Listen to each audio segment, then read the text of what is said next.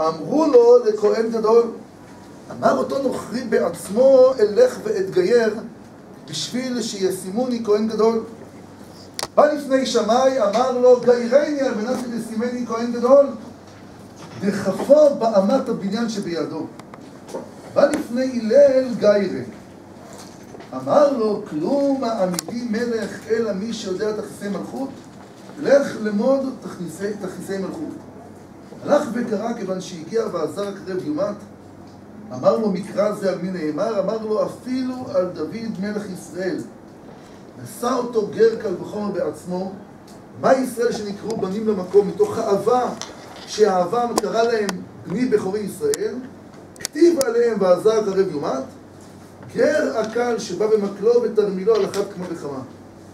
בא לפני שמאי אמר לו, כלום ראוי אני להיות כהן גדול, ולא כתוב בתורה ועזר הקרב יומת. בא לפני הלל, אמר לו, ענוותן הלל, ינוחו לך ברכות על ראשך, שהקרבתני תחת כנפי השכינה. בימים נזדווגו שלושתם למקום אחד, אמרו, קפדנותו של שמאי ביקשה לתורדן מן העולם, ענוותנותו של הלל קרבנו תחת כנפי השכינה. כאן יש לנו בעצם סיפור שהוא אחד מיני שלושה, שלכל אורך הדרך, אגב, יש מכנה משותף בין שני הסיפורים הללו. מדובר פה על שני חכמי ישראל. הרקע הוא רקע של גיור. בתוצאה, אחד בא ואומר, תצא בבקשה מבית הדין, אתה לא ראוי להתגייר. והשני בא ואומר, אתה ראוי להתגייר. אגב, זה מאוד מאוד מעניין שהגמרא בסיפור הזה אומרת שהלל גיירה, כאילו, עכשיו מיד הוא כבר היה מוכן לגייר אותו. זה לא אומר שכרגע הוא כבר הקים את בית הדין וגייר אותו, אבל הרעיון הוא שהוא הכין את הגיור שלו, הוא מוכן לגייר אותו. שמאי לא מוכן לגייר. איך זה יכול להיות? הרי זה לכאורה אותה הלכה. במה נחלקו בעצם שמאי והלל? מה המחלוקת? יש איזשהו סעיף הלכתי שאנחנו יכולים להצביע עליו ששמאי והלל נחלקו? שבעצם שמאי באים אומרים לפי המסורת הזו אי אפשר לגייר אותו, והלל אומרים לפי המסורת הזו אפשר לגייר אותו? לא! ממש לא. רבותיי, המחלוקת כאן היא לא מחלוקת הלכתית, אלא היא מחלוקת שיכולה להיות שייכת לאינטליגנציה הרגשית, ויכול להיות מחלוקת ששייכת בהבנה של אנשים, בחוכמת אדם, להבין כאילו מי ניצב, איך אני בוחן את התהליך שנמצא כאן לפניי, האם יש לי ברמה האישית סובלנות, אולי אני יכול גם להוסיף עוד נקודה אחת, האם יש לי מוטיבציה לגייר? זה מעניין אותי שהוא יהיה בסופו של דבר יהודי או לא? הרי אנחנו יודעים שיש מציאויות שיש לנו מוטיבציה לגייר. כלומר, חשוב לנו שהאדם הזה יתגייר, ויכול להיות מציאות שאני בא ואני אומר, הוא לא יתגייר, לא יקרה שום דבר. אני לא אעשה מאמץ כדיין לגייר אותו. אנחנו נראה את זה בהמשך. מה שיוצא מתוך הדברים כאן זה לא מופלא. אותו אחד, כן, גויר על ידי הלל, ואותו אחד נדחה על ידי שמאי. ולמה בחרתי את הסיפור השלישי מבין השלושה? כי הסיפור הזה יש גם סיום. הסיום הוא שהוא בא לפני שמאי. הוא בא. בשני הסיפורים הראשונים אין לנו איזשהו שיתוף שאותו אדם שנדחה מהגיור, שהוא רוצה לשתף את התחושות שלו ולשתף בדברים שלו את שמאי או הלל. זה בכלל לא קיים. הוא בא לשתף, בא לפני שמאי, אמר לו, כלום ראוי אני להיות כהן גדול, ולא כתוב בתורה, ועזר הקרב יומת. כלומר, הוא בעצם בא לשמאי ואומר לו איזשהו מסר, למה לא היה סבלנות? אם הייתי רק יודע את הדבר הזה. כן, בבקשה. יש לדייק ממה שכתוב בעצם בין שמאי להלל, שכתוב אמר לגיירני על מנת שתשימני כהן גדול, ואצל הלל זה לא כתוב, ובעצם זה המחלוקת ביניהם? אני לא, זה נראה לי לכאורה שזה אותו מקרה. זאת הגמרא קיצרה, כי אחרת הגמרא לא הייתה גם השוואה וגם לא היה סיום שאמרו כוונתו של שמאי ביקשה לתורדן מן העולם ובנותו של הלל. נראה על פניו שאם אנחנו עורכים השוואה למען ההגינות, חייב להיות שזה אותו מקרה. עכשיו, שאלה שלך למה זה לא כתוב, אז אפשר להגיד שאתה מאוד קיצר, יש דברים כאלה. יכול להיות שהלל לא התחשב, כאילו, מבחינתו, יכול להיות שהוא אמר את זה, אבל הוא לא התחשב בטעם הזה, יכול להיות שמבחינת הלל... היה לו סבלנות. לפחות הסיום מספר לנו מה הסיבה. אפשר להעלות כל מיני השערות, אבל נכון, יש לנו פה משפט סיכום בהגדה. המשפט הסיכום בהגדה אמרו, קפדנותו של שמאי ביקשה לקרודנו מן העולם, ענוותנותו של הלל קרבנו תחת כנפי השכינה, שבעצם אנחנו לומדים דבר אחד, שני דברים. לדיין בגיור צריך שיהיה שני דברים. יהיה, חוץ מהידע הרחב של הלכות גירות, הוא צריך להיות בעל אופי מסוים, שנקרא לזה מידות טובות, סבלנות. מידות טובות זה לא טוב, אולי סבלנות. קטון הוא מדבר על שמאי, כן? אנחנו צריכים להצמד במה שכתוב כאן. סבלנות, כן? מכן ענוותנותו, אנחנו מדברים על ענוותנותו, זה באמת במישור לא ענווה כמו שאנחנו תופסים את זה, לסבלנות. כן? זאת אומרת, סבלנות כזאת, כמו רבי זכריה בן אביקולס, להבדיל 1000 הבדלות, שכתוב על ענוותנותו של רבי זכריה בן אביקולס, החריב האש. ושם דווקא בא להגיד לנו קצת משהו הפוך. אבל בהקשר שלנו מדובר כאן על סבלנות של הלל. יש פה סבלנות, ויותר מכך הייתי בא ואומר, להכיר את המטריה של האדם. תראו את הדברים של התוספות במסכת יבמות. הוא דעתה לקמי דהלל, בקטע השני שלפניכם, ואמר גיירני על מנת לעשות כהן גדול, בטוח היה הלל שסופו לעשות לשם שמיים. מאיפה הלל בטוח? הוא זיהה, הוא ראה, היה כאן שפה של הלל מול המתגייר. מאיפה הוא ידע? זה כתוב בשולחן ערוך באיזשהו מקום. איך אתה בודק את האדם? זה חוכמת חיים. זה המפגש בינך לבין האדם. אי אפשר לנתק. אגב, אני חושב שזו תכונה שחייבת להיות בכלל אצל דיינים. אבל בגיור זה א' ב'. אתה צריך לזהות, אתה צריך לראות. לפעמים אתה פוסל, ולפעמים אתה מכשיר, אתה צריך לראות את האדם, כן? בטוח היה הלל שסופו לעשות לשם שמיים. אומר הבית יוסף, דבר מדהים, ומכאן יש ללמוד שהכל לפי ראות עיני בית דין. זאת אומרת שכאשר אנחנו מדברים על ראות בית דין, אנחנו צריכים מאוד מאוד להיזהר שבית דין אחד לא יפסול את הבית דין השני. כלומר, אני אומר שוב, ברור שנקודת המוצא היא נקודת מוצא הלכתית. ברור שמדובר כאן על אפשרויות שונות כתפיסת עולם של בית דין. יכול להיות בית דין של שמאי, יכול להיות בית דין של הלל. בשני בתי דין ובשני בתי דין אורתודוקסיים. אבל לא יכול להיות שבית דין אחד יפסול את הבית דין השני. אנחנו נראה את הדברים גם שאנחנו נתקדם קצת במקורות, בהמשך יותר בספרות של האחרונים. אז עד עכשיו נתנו איזשהו מבוא ראשוני. נדלג עוד שלב אחד לפני שאנחנו נגיע לנושא של קבלת מצוות. אני רוצה שנסתכל רגע אחד על המניעים, הם גם כן חשובים. גם המניעים וגם המרכיבים של הגיור. הגמרא במסכת יבמות מביאה מחלוקת מאוד מאוד מעניינת. בקטע מספר 4.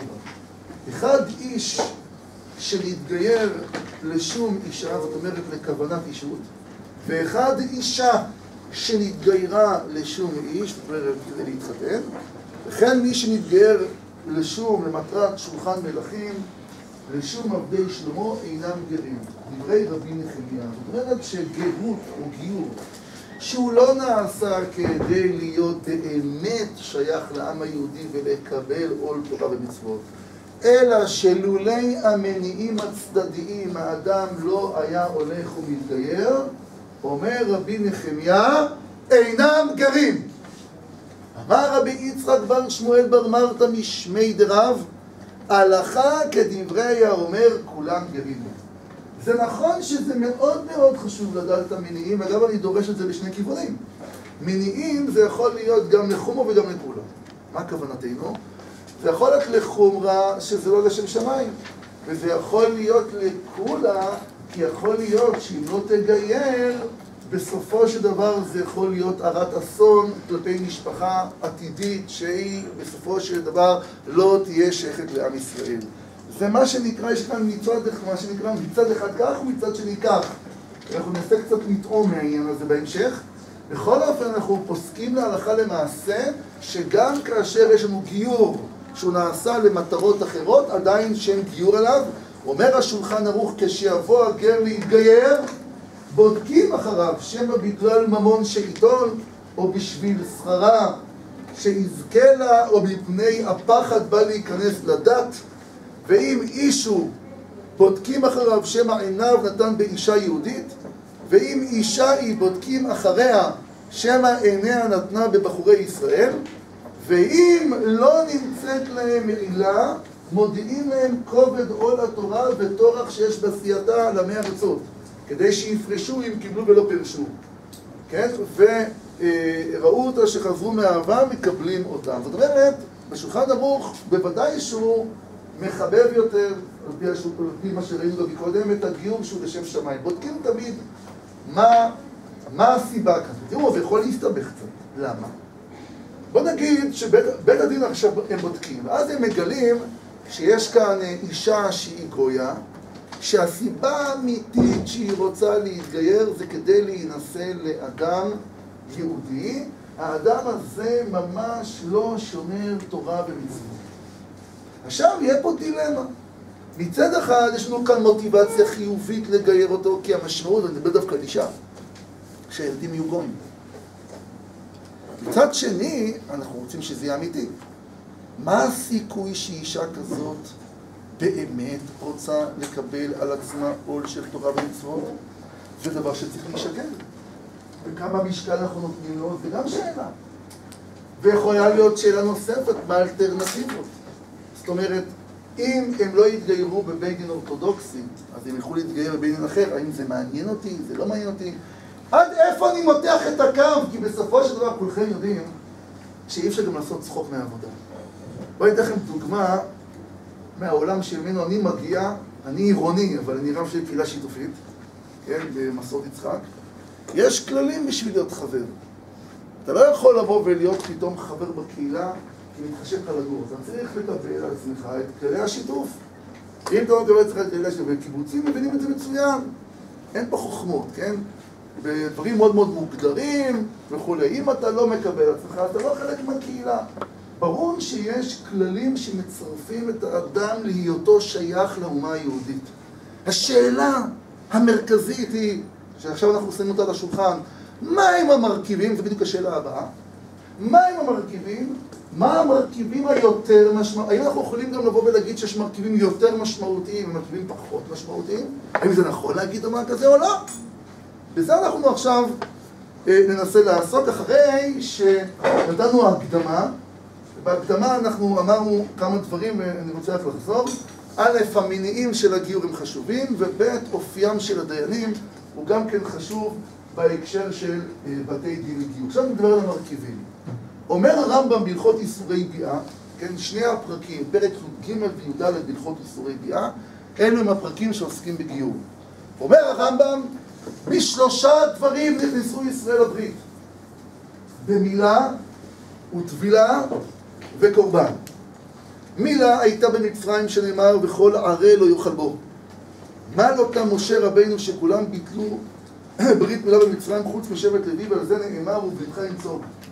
וטבילה הייתה במדבר קודם מתן תורה שנאמר וקידשתם היום מחר וכיבסו סבלותם. וקורבן שנאמר וישלח את נערי בני ישראל ויעלו עולות על ידי כל ישראל יקריבום.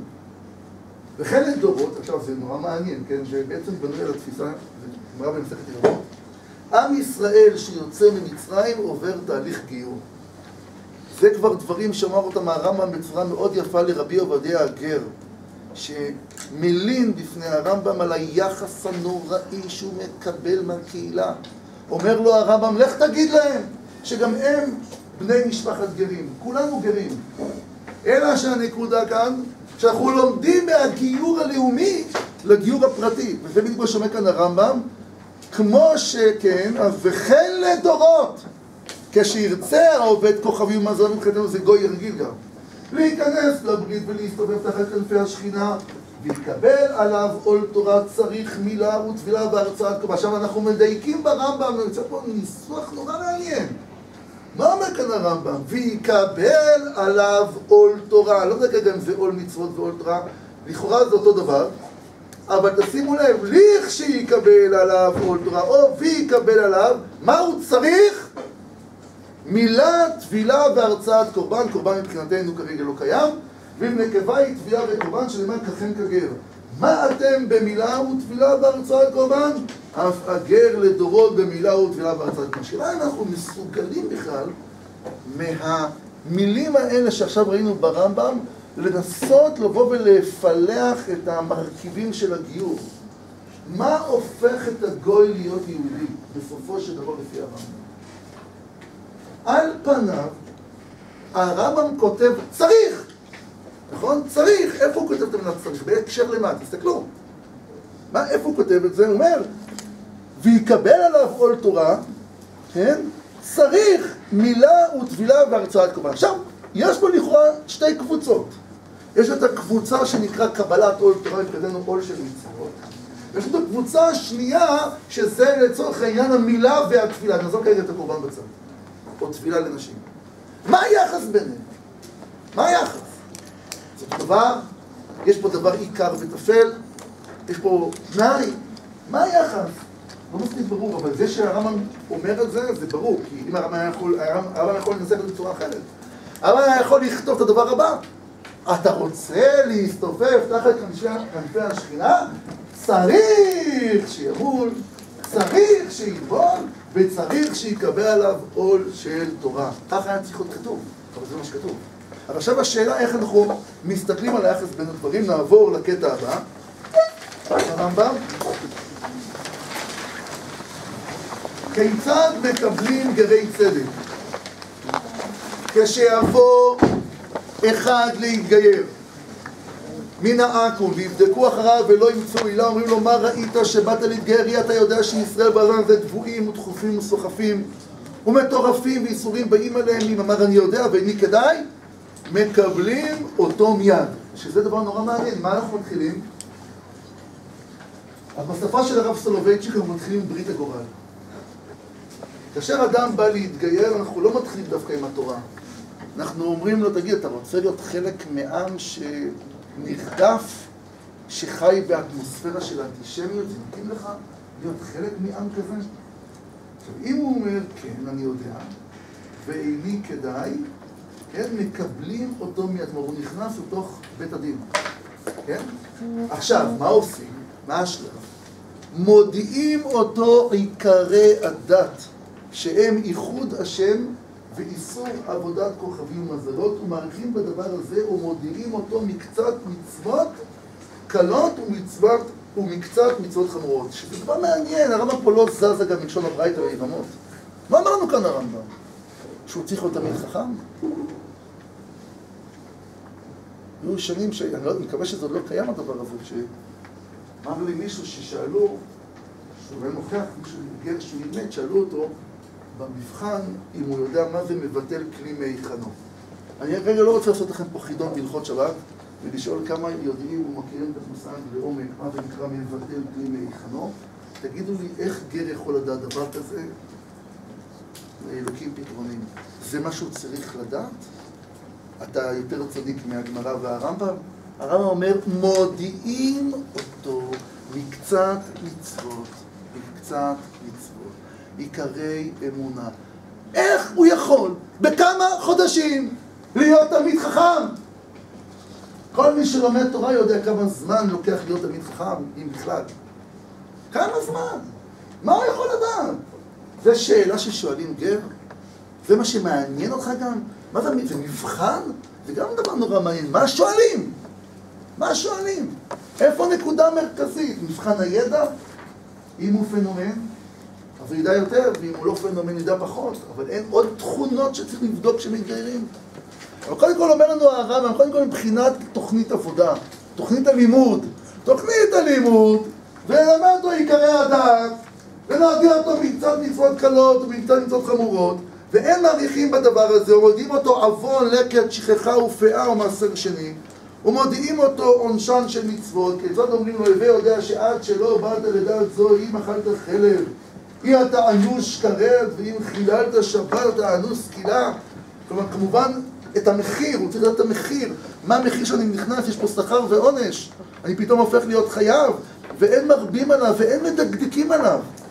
שמא יגרום לטורדו ולהטותו מדרך טובה לדרך רעה, שבתחילה אין מושכים את האדם אלא בדברי רצון ורקים, וכן הוא אומר בחבלי ידיים שכם, ואחר כך בעבודות אהבה, וכשם שמודיעים אותו עונשן של מצווה, כך מודיעים אותו שכרן של מצוות. ואם קיבל, אין משעים אותו, אלא מלאים אותו מיד וכו'. מה בעצם קורה כאן לפי התיאור ברמב"ם? מודיעים אותו מקצת מצוות, מודיעים אותו מקצת עבירות, מודיעים אותו את העונשים, את המשמעות וכו'. אם הוא קיבל, מקבלים אותו. עכשיו השאלה מה זה נקרא לקבל? מה זה נקרא לקבל? בוא נגיד שהוא מזדהה עם הדברים, אבל הוא עדיין חושש שהוא לא יצליח לקיים. אני יכול לגר או לא יכול לקיים? הוא באמת שואף לקיים. זה מצא חן בעיניו מאוד. אז אני אקבל אותו או לא אקבל? שאלה אחת. שאלה השנייה שיכולה להיות לנו, הוא לא כופר בתורה במובן הזה שאני אומר, אני מקבל על עצמי את המצוות, אבל לא נראה לי איזה 2-3 מצוות חוץ מאלה. אגב, גוי שנמצא בתהליך של גיור ואומר, אני מוכן לקבל את כל התורה חוץ מדבר אחד, לא מקבלים אותו. אבל זה בתנאי שהאמירה שלו היא אמירה שאני לא מקבל. אבל שעם ישראל קיבל על עצמו נעשה ונשמע למעמד הר סיני, כולם היו צדיקים. כולם ידעו שהם יקבלו את כל התורה על כל פרטיה ודקדוקיה. לא יודע. אני יודע שהיה 40 שנה, משהו נכון, פה מדבר. מה קרה שם? היה שם קצת בלגן, נכון? אז ביטלנו את הגיור שלהם. אולי ששניים ביטלנו, נכון? דתן ואבירם. כן, הם נפלו פנימה עמוק. אבל היו עוד כמה. לא כתוב שביטלו את הגיור שלהם, שהוציאו אותם מכלל ישראל. זאת שאלה מעניינת. כלומר, השאלה היא בסופו של דבר, אני אתן לכם דוגמה. נגיד אדם בא ואומר, אני באמת מאמין בערך של השבת, אני אבוא גם לבית הכנסת, אבל יש לי עסקים כבדים בארצות הברית. העסקים האלה עובדים בשבת. אני שואף, אני חושב שזה נכון לשבות, אבל עדיין אני לא בטוח שאני אצליח לעמוד בזה. הוא יכול להתגייר או לא יכול להתגייר?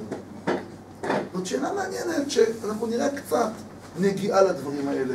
כי השאלה, ופה אני אומר לכם את זה בצורה חדה וחלקה, שאלה של קבלת מצוות בגיור זה אחת השאלות הקשות ביותר שנחלקו בהם גדולי ישראל לדורותיהם. בכל מיני השקות ומקרים וכללים כאלו או אחרים. אבל בואו נתחיל. בואו יכול להתחיל מהראשונים. הרמב"ם כותב, גר, קטע מספר 2, שלא בדקו אחריו, או שלא הודיעו המצוות ועונשן, ומל וטבל בפני שלושה הדיוטות, הרי זה גר. שמעתם? זה לא מה שכתוב כאן. גר שלא בדקו אחריו, לא הודיעו לו את המצוות ועונשן, מל בפני שלושה הרי זה גר. אני לא כותב כרגע מה הדרך המובחרת שיעבור בו האדם בתהליך הגיור, אבל מה זאת אומרת הוא גר? על בסיס מה הוא גר? כי הוא טבל ואומל בפני בית הדין.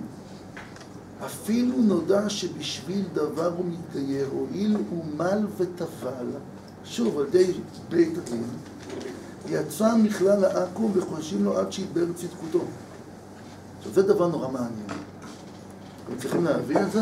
כאילו, מה האינטואיציה שלכם אומרת על זה? מה זאת אומרת, יצא מכלל העכו"ם וחוששים לו עד שיתבהר צדקותו? אני חשתי שזה מין גיור על תנאי כזה, זאת אומרת, הוא עדיין מושעה. זאת אומרת, הוא לא שם והוא לא פה, אנחנו צריכים לבדוק מה קורה איתו. אבל הוא בוודאי לא, כי כתוב ככה, תראו, הוא אומר, יצא מכלל העכו"ם וחוששים לו עד שיתבהר צדקותו. השאלה מה טיב הניסוח חוששים לו. ואפילו חזר ועבד עבודת כוכבי ומזלות, הרי הוא כישראל מומר שקידושיו קידושים. זאת אומרת, הוא לא חוזר להיות גוי. הוא לא אולי 100% יהודי, כמו ישראל מומר. אבל עדיין הוא לא 100%, הוא לא גוי. הוא מצווה להחזיר לו עבודתו מאחר שטבל נעשה כישראל. אם אני לוקח את ההנחה הזאת ברמב"ם, אני מתחיל להבין מה כתב הרמב"ם מקודם שאנחנו דייקנו, נכון? מה אומר הרמב"ם? שיקבל עליו עול של תורה, צריך טבילה ומילה. זאת אומרת, שמה עיקר הגיור לפי הרמב"ם? על פניו, טבילה ומילה, ולא קבלת מצוות. יש איזה השלכות. אומר הטור, לעומתו, הטור זה הבן של הראש, בכל ענייני הגר, בין להודיעו המצוות לקבלם, בין המילה ובין הטבילה, כן? הוא צריך שיהיה בשלושה הקשרים לדון וביום. ומי הוא דווקא לכתחיל, אבל בדיעבד אימל או טבל לפני שניים ובלילה, אפילו לא טבל לשם גירות, אלא איש שטבל לקריו ואישה שטבל לנדותה, וגר מוגדר בישראלית, חוץ מקבלת המצוות שמעכבת אם אינה ביום ובשלושה. מה הוא אומר פה? הטור? מה ההבדל בין הטור לבין הרמב"ם? לפי הטור מה העיקר? קבלת מצוות. הוא אומר, אם אין קבלת מצוות בפני שלושה וביום, שזה בעצם עיקרי הגיור, אז אין גיור. כלומר, יש פה מחלוקת תהומית בין הרמב"ם לבין הטור. הרמב"ם שהוא מדבר על גיור, אז הוא מדבר על שני תנאים בילד אין, בלעדיהם אין. ואם הם מתקיימים, אז יש. יכול להיות שצריך לבדוק אותו ולראות מה קורה. כל השאלות האלה צריכות להתברר יותר לעומק, ובעיקר האחרונים דנו בהם. אבל הטור אומר, אין מה לדבר. אם קבלת מצוות לא נעשית לפני שלושה וביום, אין מה לדבר. לא יכול להיות שהוא יהיה יהודי. לא קיים דבר כזה. והבח אכן מאיר, הבח זה רבי יואל סירקיש, אחד מנושאי הכלים של הטור, חי בפולין, כן? מי שזוכרת או זוכר, מול הבית יוסף, כן? אז הוא אומר הבח, אף על פי שכתב הרמב"ם, שכשר אף על פי שלא הייתה לשם קבלת מצוות כל עיקר, מיהו התוספות והראש חולקים על זה, שקבלת מצוות ודאי מעכבת. זאת אומרת שאנחנו נמצאים כאן במחלוקת רצינית ביותר בין הראשונים. ומה שאני מתכוון כרגע לעשות זה לדלג כברת דרך של 400 שנים לפחות, כדי לשתף אתכם בשיח שקיים בין האחרונים במשך 100 שנים, ואני מודה ואומר שהדברים ראויים לעיון הרבה יותר עמוק ממה שאני עושה כאן, אבל לפחות שתדעו מהם הכיוונים בשאלת השאלות שנקראת קבלת מצוות. דבר ראשון, אני רוצה להסב את תשומת לבכם לשני קטעים של הרב משה פיינשטיין. אני רוצה לומר לכם שהרב משה פיינשטיין השאיר אותנו בספרות ענפה בנושא הגיור. יש לו כמה וכמה תשובות בנושא הזה, אבל אני רוצה לשתף אתכם בשתי תשובות שהוא כותב בנושא של קבלת מצוות בגיור. אחד, בואו תסתכלו בקטע מספר 11. הרב משה פיינשטיין, אני רוצה שתסתכלו גם על השנה שהוא כותב את התשובה. מה כתוב שם? בגר שאין סעדה שלא קיבל מצוות, ואף שאמר בפיו שמקבל. הוא עושה את ימי תשובה, תרפ"ט. אני מניח שלכולכם התאריך הזה מוכר, נכון? תרפ"ט. נכון? הרב משה פיינשטיין נולד ממש בסופה של המאה ה-19, והוא נפטר בסופה של המאה ה-20 בשנת 86. בתרפ"ט הוא כבר עונה לשאלות שבאים אליו, או לפני כן אפילו, ובואו תראו מה השאלה שהוא מקבל. השאלה שהוא מקבל זה בדיוק חלק ממה שאנחנו מדברים, על אדם שלא ברור לנו שהוא מקבל מצוות. הוא אומר, במה שנסתפק כבוד תורתו, אם גר שלא קיבל עליו מצוות, אם נחשב גר. נו, אז קודם כל, ברמת הראשונים ראינו שיש בזה מחלוקת, נכון? בין הרמב"ם לבין התוספות והראש. ואז הוא אומר, פשוט וברור, מכריע, שאינו גר כלל אף בדיעבד, וכן הורה אבא מרי, אביו, כן? אביו של משה פיינשטיין נקרא דוד, כן? הרב דוד פיינשטיין, שהוא היה רב קהילה, שהוא הרבה ספד ממנו, הלכה למעשה בסטרבין בעובדה כזו שאינו גר כלל בנקולה בנחומה שקבלת מצוות בגר מעכבת. למה? כי השולחן ערוך פוסק שהיא מעכבת, אז הוא לא יחשב כיהודי. כגר, ובכלל איני יודע תם הרבנים הטועים בזה, שאף לדידו על כל פנים איזה תועלת הם מביאים בזה לכלל ישראל. מה זה הדבר הזה בכלל? מה אנחנו מרוויחים מזה? להכניס מישהו בצורה לא ישרה לעם היהודי, שבסופו של יום הוא לא נחשב יהודי, אפילו בדיעבד, שמקבלים גרים כאלו שוודאי לא ניחא לו לקדוש ברוך הוא ולעם ישראל שיתערבו גרים כאלו בישראל, ולדינה פשוט שאין זה גר כלל. אוקיי? זאת תשובה שהוא כותב בשנת תרפ"ט. עכשיו, אנחנו נקרא עוד תשובה. התשובה שאנחנו נקרא היא מאוד מאוד דומה בנושא שלה לתשובה הראשונה. בואו ננסה ללמוד אותה ותגידו לי מה אתם שומעים מהתשובה הזו. אומר הרב בשורה השנייה, בקטע מספר 12, אך בכלל עיקר הגרות. לא נוחה דעתי מזה. ואני נמנע מזה לא רק מצד הדין שהם מקבלים לכתחילה בשביל אישות, אלא גם איתם שהוא כמעט ברור כאן הסעדה שלו מקבלת מצוות, רק בפיה אומרת שמקבלת ובלא קבלת מצוות, אך רק פרט אחד, הוא מפורש בבחורות דף למד שאין מקבלים אותו. רק אני אגיד לכם משהו אחד, שהייתי בשנה א', ב' או ג' בישיבה, אני חושב שבשנה בדיוק זה היה, היה לנו איזה, רב יצא במרכז הרב, אחרי זה אמרתי בארץ ציון, אז היה לנו איזשהו שיח עם הרב ליכטנשטיין, זכר צדיק לברכה, ואז הוא אמר שהוא גייר בחייו אז 4 אנשים. כן, הוא אומר, אני לא מתעסק בזה. זה תחום שאני לא יכול להתעסק בו. לא מתעסק בו כי מאוד מאוד קפדן. מאוד מאוד קפדן, בעיקר בנושא של קבלת מצוות, מאוד מאוד קפדן. אז זה היה אז. האמת היא שלא יצא לדבר איתו בשנים האחרון בנושא הזה. לא יודע למה, אבל לא יצא לי. והשאלה כמובן באה לפתחנו. גם לפתחו של הרב משה פיינשטיין. הרב משה פיינשטיין נעשה לנו כאן וידוי, הוא אומר, אני לא מסוגל לגייר. אבל אתם זוכרים מה שהוא כתב לגבי המגיירים שם, נכון? מה הוא כתב? שהם אפילו לא גירים בדיעבד. בואו נסתכל מה הוא כותב כאן. וברוב הגירות שבמדינה הזו, שבשביל אישות אין מקבלים המצוות, אף כשאומרים בפיהם שמקבלים, שהוא כנודע שמרמים. נראה לכם נורמלי? הוא מקבל תורה ומצוות? נראה כמרמים. דעה לא תהיה עדיפה מבעלה שהוא מופקר, הרי באו זוגות. היא רוצה להתגייר, הבעל לא עומד לו שום דבר. אז מה, היא תהיה פתאום שומרת שבת? היא תהיה שומרת כשרות? לא. אף כשאומרים בפיהם שמקבלים דו כנודע שמרמים, דעה לא תהיה עדיפה מבעלה שהוא מופקר ועובר על כל דיני התורה. אך מכל מקום אולי גיורת זאת תקבל מצוות. שמתם לב? אולי הגיורת הזאת תקבל מצוות, לכן איני אומר בזה כלום, בעקבות תורתו. יש הרבה רבנים בניו יורק, מקבלים גרים כאלו, ומילה אין לי לומר בזה איסורים. אבל אני אין דעתי נוחה, וגם דעת אבא מרי, לא היה נוחה מזה, אבל לא אמין האיסורים בזה. יעשה כפי הבנתו, כבוד תורתו, כן, יעשה כפי הבנתו ודעתו, כפי הדוחה. מה קרה פה? זה אותו הרב משה פיינשטיין. אתם שמתם למה שקרה פה? הרב משה פיינשטיין אמר בתשובה בתרפ"ט שהגיור הזה הוא לא גיור, נקודה, אפילו לא בדיעבד. אתם קראתם את זה יחד איתי, נכון? אין פה למדנות. לקרוא את מה שכתוב. מה פה במקרה השני? מה הוא אומר לנו? יש פה קבלה, אבל מה הוא אומר על הקבלה הזאת? זה לא אמיתי! בעלה מופקר, מה, היא תקבל תורה ומצוות? ואז הוא מכניס מילה.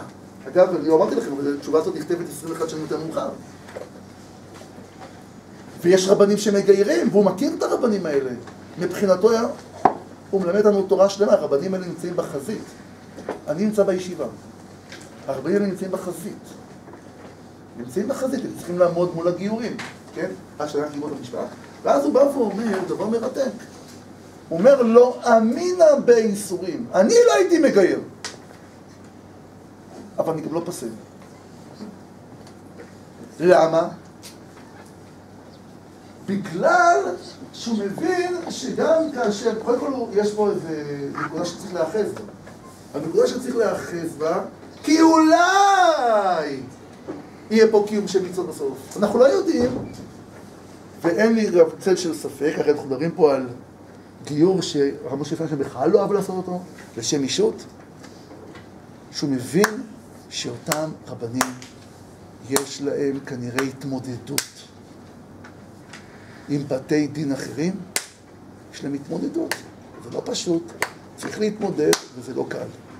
ולכן יכול להיות שהוא מוכן להוריד את הרף המסוים הזה כדי להחשיב אותם כיהודים. כן, בבקשה. רציתי לשאול שהרב משה פיינשטיין היה בחו"ל.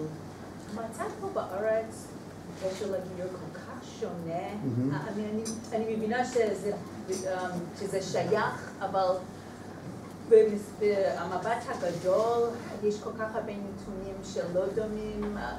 עד כמה אפשר לסמוך עליו כשהוא בו יותר מחמיר, כשזה המצב כל כך שונה? תראי, קודם כל, יש צדדים לכאן ולכאן. את צודקת שאנחנו מדברים פה על בעיה לאומית, ואת צודקת שאנחנו מדברים פה על 300,000 איש שאנחנו צריכים להתמודד איתם.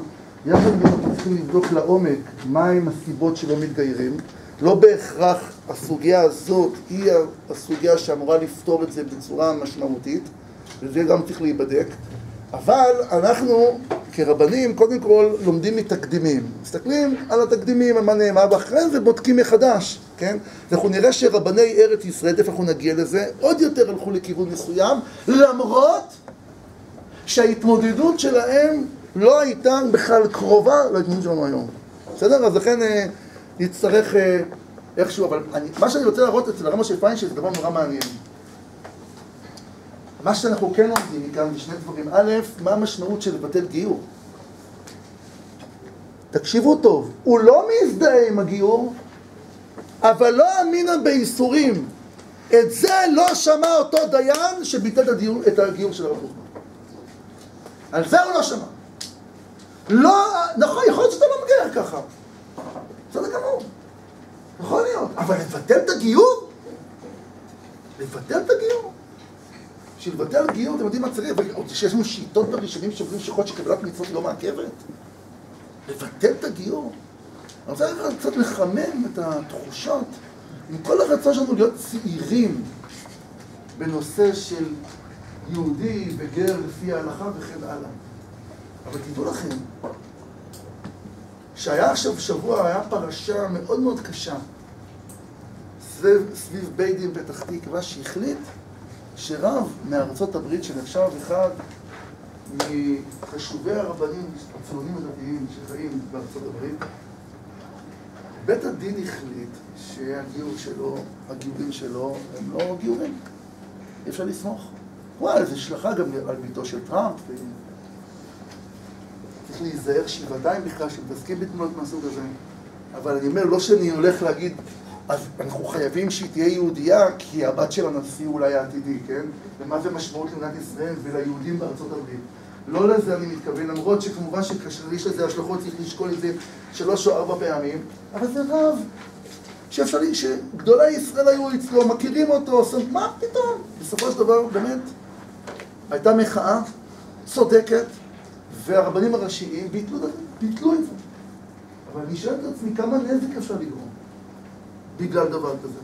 לבטל? ככה, במחי יד? תחשבו על כל אלה שהתגיירו דרכו. הנה הוא מבטל, עכשיו בכלל, מה יהיה, איך אני אתחתן? החרדות, הונאת הגר וכן הלאה וכן הלאה, זה לא חלק מהתורה. לפני שיוצאים בדבר כזה, כמה 7 נקיים, אם בכלל צריך לשבת, על ההשלכות, על הנזקים, פשוט לא יאומן. עכשיו, אני רוצה להתקדם עוד צד אחד, אחיעזר, רב חיים אויזר רוג'נסקי, אחד מגדולי חכמי ליטא. כותב דבר, הוא לא חי באטמוספירה של המדינה, ובאמת לא היה לו יותר מדי ענייני רפורמים באזור שלו, אבל בואו תראו מבחינה למדנית מה הוא כותב. נורא מעניין. הוא אומר, ולבד זה נראה שדין זה, שנוכרי שבא להתגייר ולקבל עליו כל המצוות חוץ מדקדוק אחד מדברי סופרים, שאין מקבלים אותו, היינו במתנה שלא לקבל, ושיהיה מותר לו דבר זה מן הדין, בזה אין מקבלים אותו, דאין שיעור ותנאי בגירות ואין גירות לחצה. אתה לא יכול לקבל אצלך חלק מן התורה, ואפילו אם דבר כזאת לקבל, גם כן אתה לא יכול להגיד. אבל במי שמקבל עליו כל המצוות, שימו לב במשפט הזה, רק שבדעתו לעבור לתיאבון אין זה חיסרון בדין קבלת מצוות. יש אצל הרב משה פיינשטיין שאלה נורא מעניין שלא הבאתי את זה לפניכם. אישה אחת התגיירה, היה לה עסקים שדיברנו עליהם קודם, היא אמרה, היא זוכרת שבשעה שהיא התאבלה, היא אמרה שהיא לא יודעת אם היא תצליח בשנה הראשונה, תקשיבו טוב, לסגור את העסקים ביום טוב או ביום טוב שני של גלויות.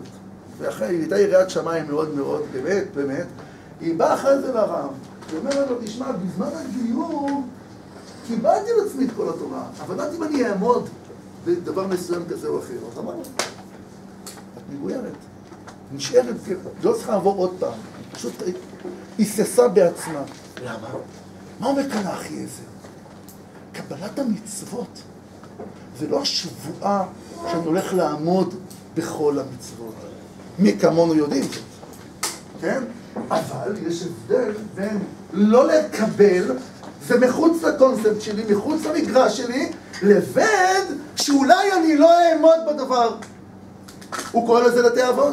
לא יהיה לי את היכולת להתגבר. עכשיו, אתה יכול לבוא להגיד, מי שיהודי, אז הוא יהודי. מה אתה צריך להיכנס לזה? בשביל מה? בשביל להיות, עדיף להיות גוי צדיק, מאשר להיות יהודי חוטא. אבל זה עדיין נחשב כקבלת המצוות. ומהאיתם אני אראה שמה שחשש, כי זו שאלה שנשאלה, מרי פזן לגייר לפי שלא ישמור דיני ישראל כהלכה, אפילו לומר די נחוש לזה, כיוון שמקבע עליו כל המצוות, אף שחושב לעבור על איזה מהמצוות אחר כך לתיאבון.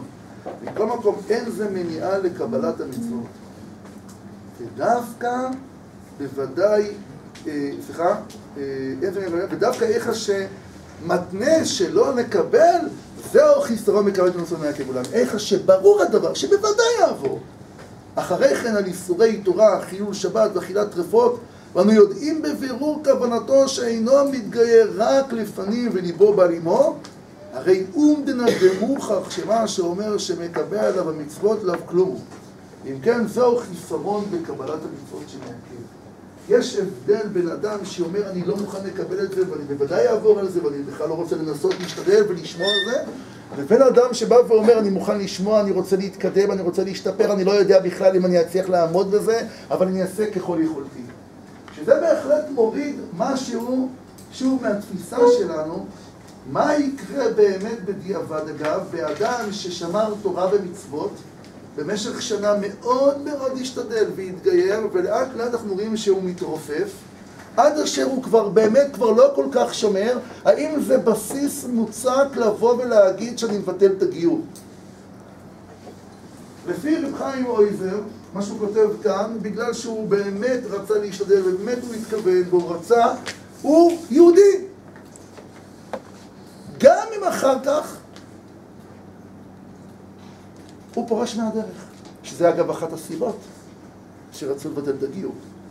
כי מי שנרשמה לנישואין, פתאום ראו שהיא לא שומרת תורה ומצוות. אז אנחנו מבטלים את הגיור, זאת אומרת, נגיד התגיירה בגיל 19, בא להתחיל בגיל 26, סליחה, את חילונית, זה לא נראה לנו כל הסיפור הזה, הגיור לא היה גיור אמיתי של עם ישראל, ואנחנו לא רושמים אותך לנישואין. זה פחות או יותר העניין פה, כן? כשלעצמו אתם מבינים את המשמעות, האם באופן חד, אני יכול להגיד, חד, שהיא לא יהודייה. עכשיו, אני רק בא ואומר לכם, ביני לבינכם, יש מושג כזה שאנחנו ראינו גם אצל רב משה פיינשטיין, שנקרא בדיעבד. עכשיו, מי שלא רוצה לסמוך בדיעבד, אז מה הבעיה? מי לא יסמוך על בדיעבד? בואו נחשוב ביחד. מי לא יסמוך בדיעבד? מי שלא יסמוך בדיעבד זה אדם שמקפיד על קלה כבחמורה, הכיר בחורה או הפוך, כן? אז עכשיו הם רוצים להקים בית, יכול להיות שהם באו אחד מסביבה חילונית, או התגיירה, נהייתה חילונית, אז עכשיו הכל מתחדש מחדש. ואם היא תהיה, לצורך העניין, ליטאית, והיא תרצה להיכנס, נגיד, לעולם הזה, אז יכול להיות שהיא תעבור תפילה רבה, וזה יהיה מתוך בחירה שלה אגב. כי היא רוצה להיות בעולם הזה. של העולם הליטאי, עולם החסידי, עולם אולי שדורש אחרת, אומר, את לא בדיוק יהודייה, אז היא תעבור את זה, אבל אנחנו מדברים על עם ישראל כרגע. אנחנו מדברים על האנשים הרגילים שבאים להירשם ברבנות, ועברו את התהליך הזה, ובא בית דין וגייר אותם. האם אנחנו יכולים להרשות לעצמנו את המערבולת הזאת של ביטול גיורים בצורה כל כך פשוטה? שאנחנו רואים שהפוסקים מדברים על זה בזהירות יתרה על כל צד ושם. בואו תראו את הרב... מבחינה הלכתית היא בפנים. סליחה, לא שמעתי? אם בדיעבד היא התקבלת, אז אין מקום לומר שאני רוצה לכתחילה. בדיעבד כלומר כבר בפנים. נכון, נכון. לא שייך לדבר פה על גיור וכו'. נכון, נכון. לא, אתה תשמע, שיהיו רבנים שיגידו דבר כזה, ואין לי אגב בעיה עם זה, אם זה נעשה בין לבין. תשמע, נגיד סתם אישה שרוצה להיכנס לחסידות גאול, בא הרבה ואומר, תעברי טבילה פעם נוספת, זו החלטה שלהם. הבסיס שהוא חושב שהגיור שנעשה, נגיד, לא היה טוב. מכאן ואילך. לא יודע מה יהיה החשבון ההלכתי שלו. אני כרגע לא בא לפתור בעיות סקטוריאליות. אני בא להגיד אמירה כללית לעם ישראל. שבאים להירשם לרבנות, עברו תהליך של גיור, מרגע שבאים להירשם אליי, אני לא צריך לבדוק מאומה את תהליך הגיור כאשר אני יודע מי המגיירים, כן, שזה נעשה בצורה מסודרת ובצורה שהיא ברורה ומאושרת. לא מעניין אותי מה המצב הרוחני של הגר או הגיורת, מבחינתי הם יודעים לכל דבר. וזה לא מה שקרה שם. עכשיו, יש פה שתי תשובות של המלמד להועיל, סתם שתכירו את הפוסק, כי אני חושב שאומרים כי יעצרו אותנו, אז הפוסק הוא הרב הופמן. יש לנו שתי תשובות נורא יפות על מוטיבציה, אני קורא לזה מוטיבציית הגיור. כאילו, מה היה להם איזושהי מוטיבציה לגייר? אם היה לנו טיפה זמן, אנחנו נחזור לזה, אנחנו פשוט לראות לכם את הרב עוזיאל ואת השבט מיהודה, שני רבנים ראשיים לישראל. האחד זה הפסקי עוזיאל, זה הרב עוזיאל, זכר צדיק לברכה, שהחליט שהוא מאמץ את הרמב"ם בשתי ידיו. זאת שאלה גדולה, איך הוא מסביר את השולחן ערוך, שאלה שדורשת שיעור. אני, ברשותכם, טיפה מקצר, רק שתכירו את השיטה שהיא קיימת. לא שיטה שמאמצים אותה הלכה למעשה, היא שיטת מיעוט, אבל חשוב לדעת שהיא קיימת. שאין דורשים ממנו לקיים המצוות. שאין תנאי קיום המצוות מעכב את הגירות אפילו לכתחילה. הוא כותב. גר שמל וטבע לו, גיורת שטבע לשם גירות, הרי הם ישראלים גמורים מיד. בין אם מקיימים המצוות או לא, שהרי כל עיקר הגיור הוא להיכנס בבית ישראל וקבלת ייחוד השם וקבלת המצוות ותורתנו. זאת אומרת שבעצם מה אומר כאן הרב עוזיאל? קבלת מצוות, ואני אומר לכם שיש עוד מישהו שאומר כמוהו, אבל הוא אומר את זה כרב ראשי לישראל, הוא אומר שקבלת מצוות לא מעכבת. זאת אומרת, מבחינתו, אני לא יודע מה הוא היה עושה היום, איך הוא היה מגייר, כן? שהיום באמת זה...